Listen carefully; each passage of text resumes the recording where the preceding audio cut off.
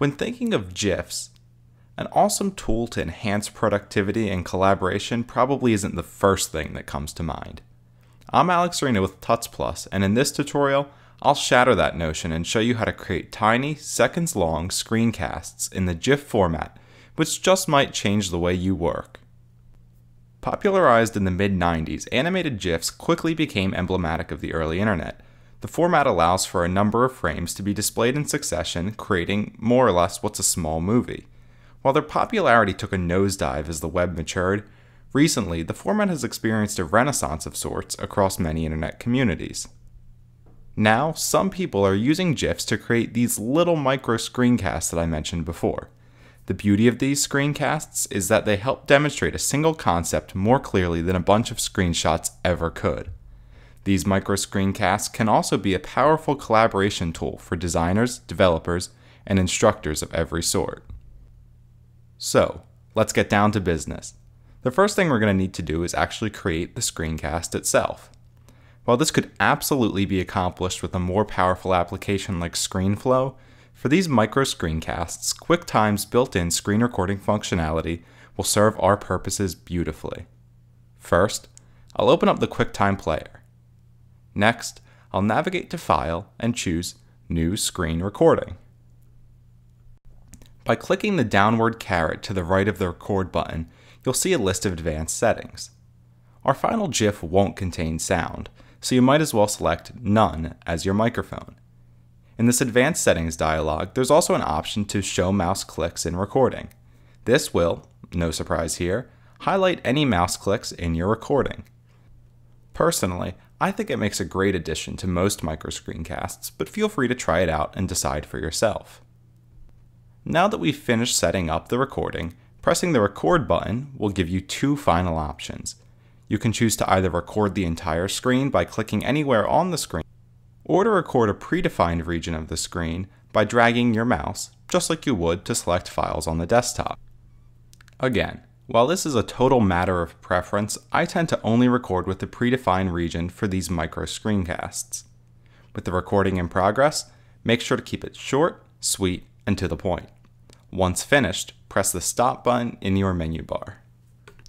It's not hyperbole when I tell you that every second really does count, so it's a good idea to trim off the last second or so when I was clicking the Stop button at the end of the screencast.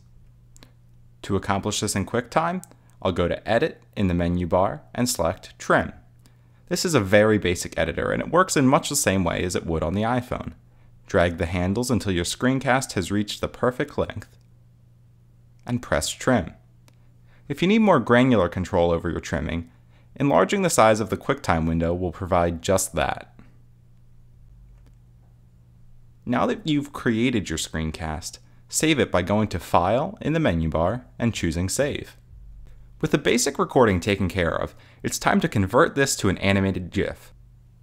The best way to do this is using a small but powerful utility from the Mac App Store called GIF Brewery.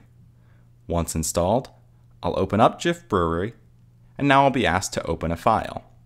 I'll choose the screencast that I just created in QuickTime and click Open. In the main editing interface, you'll no doubt be inundated with the options that let you tweak just about every aspect of your GIF.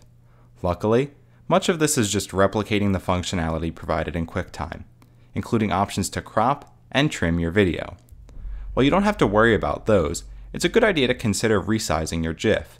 While the app is technically capable of creating GIFs at desktop-sized resolutions, it likely won't be pretty. To do this, navigate to the menu bar, choose GIF, and then Simple Resize. While a good rule of thumb for resizing is to drag the slider to about 50%, it's never a bad idea to simply play around with it until you find what works best.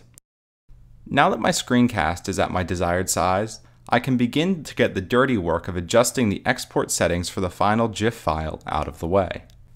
This is a notoriously finicky process, so some tolerance for trial and error will be required. To begin, choose GIF properties in the app toolbar. While it's possible to manually set the frame count and frame delay, I recommend letting GIF Brewery do that for you by checking the box labeled Automatically Calculate Count and Delay. Once checked, Now all that's left to do is choose the number of frames per second we'd like to use. Remember, this is a GIF, not some Hollywood blockbuster, so a meager 10 frames per second should work just fine. To preview my GIF in its final quality, I'll press Create GIF in the app's toolbar. Now, I'll just press Save, choose a destination, and we're set. With my shiny new GIF in hand, now all that's left to do is find a place to share it. Fortunately, there's no shortage of platforms that support animated GIFs. While Tumblr, Dribbble, and Dropbox are safe bets, don't be afraid to think outside the box to find other homes for your GIFs. For example, you can actually share these screencasts through iMessage on the Mac. To do this, I'll just open up Messages, choose a recipient, and then all I have to do is drag the GIF file to the text field and press Send.